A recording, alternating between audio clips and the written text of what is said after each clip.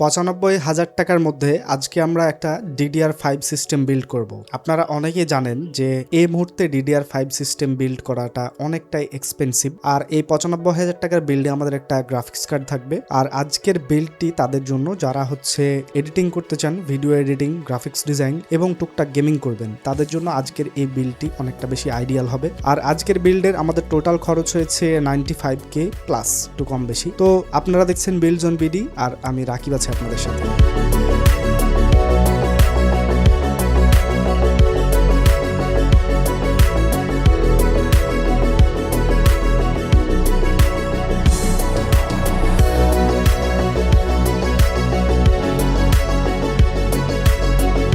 আজকের বিল্ডে আমাদের প্রসেসর হিসেবে থাকছে Ryzen 5 এর 7500F, আর F সিরিজের প্রসেসরে কোনো ধরনের IGPU থাকে না, এবং এই প্রসেসরটাই পাবেন 6টা কোর, 12টা থ্রেড, এবং এটার বেস ক্লক স্পিড পাবেন 3.7 GHz এবং বুস্ট ক্লক স্পিড 5 GHz পর্যন্ত, মানে বুস্ট করলে এই গিগাহার্জটা পর্যন্ত স্পিড বুস্ট করাইতে পারবেন। আপনারা স্ক্রিনে দেখতে পাচ্ছেন এটা হচ্ছে আপনার Ryzen 5 7500F, আর এটার L2 ক্যাশ হচ্ছে 6 MB এবং L3 ক্যাশ হচ্ছে 32 MB, আর এটাতে কোর সংখ্যা হচ্ছে 6টা, থ্রেড সংখ্যা হচ্ছে 12টা, আর এটার বর্তমান বাজার মূল্য কিন্তু 15,990 টাকা। বলতে পারেন একটা মিড রেঞ্জের বাজেটে মোটামুটি ভালো ডিসেন্ট ভ্যালু আপনাকে দিতে পারে এই প্রসেসরটা। যদিও এই প্রসেসরটার দাম অনেকটাই কম ছিল, এখন আমাদেরকে 15,000 মানে প্রায় 16,000 টাকা দিয়ে প্রসেসরটা কিনতে হচ্ছে। চলুন দেখি নেক্সটে কি রাখা যায়।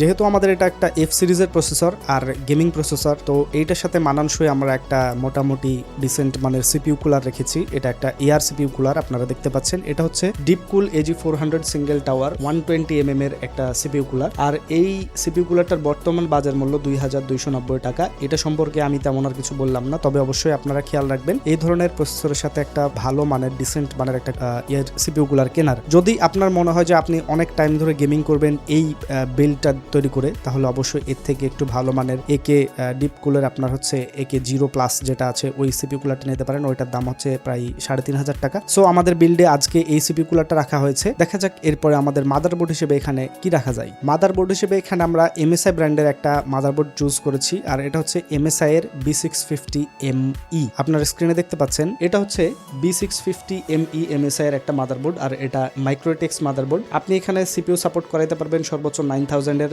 CPU সর্বোচ্চ আর কি সাপোর্ট করাইতে পারবেন। এটাতে আপনি হচ্ছে র্যামের সাপোর্ট পাবেন 2টা, আর সর্বোচ্চ আপনি ওসি করে র্যাম ব্যবহার করতে পারবেন 6800 মেগাহার্জ পর্যন্ত। আর এই মাদারবোর্ডটা একটা এন্ট্রি লেভেলের মাদারবোর্ড, যে কারণে এটা একটু আমরা কম দামে পাচ্ছি। এটার বর্তমান বাজার মূল্য কিন্তু 11,600 টাকা, আর এই 11,600 টাকা দিয়ে আপনি একটা মোটামুটি ডিসেন্ট আউটপুট পেতে পারেন আজকের এই বিলটা দিয়ে। বর্তমান সময়ে আমাদের র্যামের চাহিদাও যেমন বেশি, তেমন র্যামের দামও বেশি। আপনারা জানেন যে র্যামের দাম কি পরিমাণ বৃদ্ধি পেয়েছে। DDR4 এর থেকে DDR5 সিস্টেমের র্যামের দাম অনেকটাই বেশি, মানে 2 গুণ ধরতে পারেন।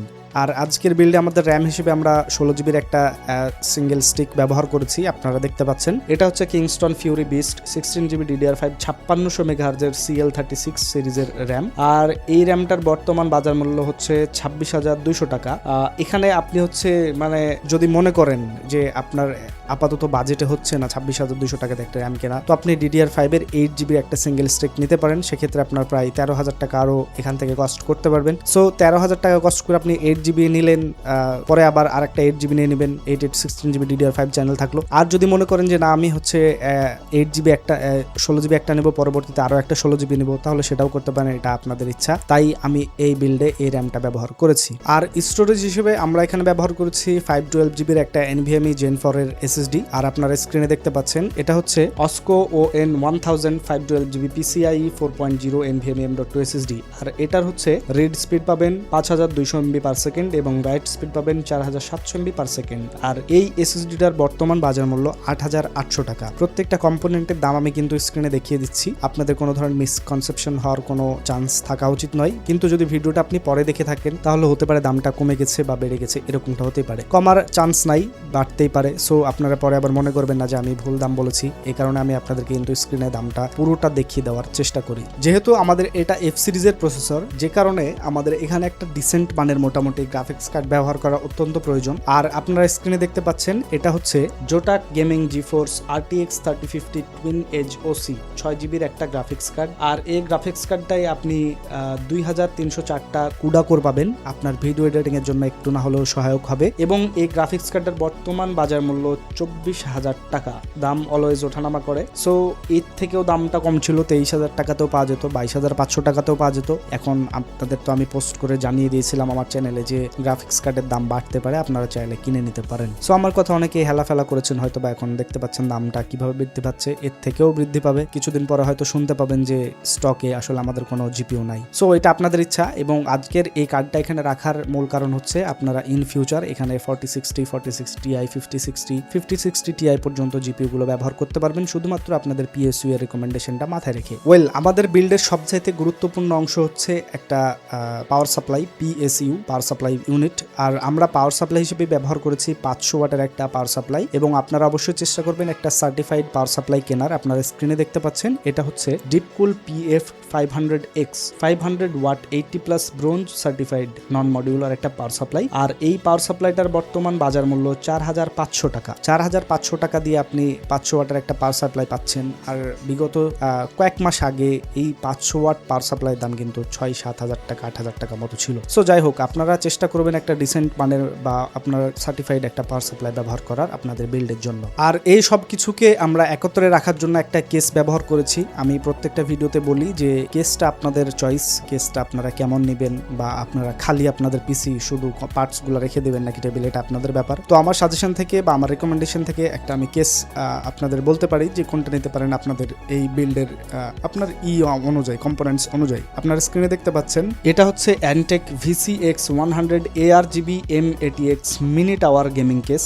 আর মিনি টাওয়ার ভেবে আপনারা আবার মিনি টাওয়ার শুনে আপনারা আবার মনে করেন না যে আপনাদের মাদারবোর্ড এখানে সামঞ্জস্যপূর্ণ হবে না, ব্যাপারটা তা না। আপনার স্ক্রিনে দেখতে পাচ্ছেন এটা হচ্ছে সাপোর্ট মাদারবোর্ড সাপোর্ট মাইক্রোটেক্স এবং ITX, এই দুই ধরনের মাদারবোর্ড আপনি সাপোর্ট করাইতে পারবেন। এবং প্রি ইনস্টলেড আপনারা 5টা ফ্যান পাবেন যেটা ARGB। এখন এটা কন্ট্রোল করা যায় কিনা এই ব্যাপারে আমার কোনো আইডিয়া নাই, তবে মাদারবোর্ডের সাথে সিঙ্ক করে আপনি এই ফ্যানটাকে একটু না হলেও কন্ট্রোল করতে পারবেন। আর এই আপনার হচ্ছে মানে কেসটার বর্তমান বাজার মূল্য 2,800 টাকা। 2,800 টাকায় কেসটা অনেকটাই সুন্দর, মিনিমাল ছোট খাটো কেস যাদের পছন্দ তাদের জন্য আজকের এই কেসটা অনেকটাই বেশি সুদর্শন হতে পারে। তো যাই হোক, এটা সম্পূর্ণ আপনাদের ব্যাপার, আপনারা কোন ধরনের কেস কিনবেন।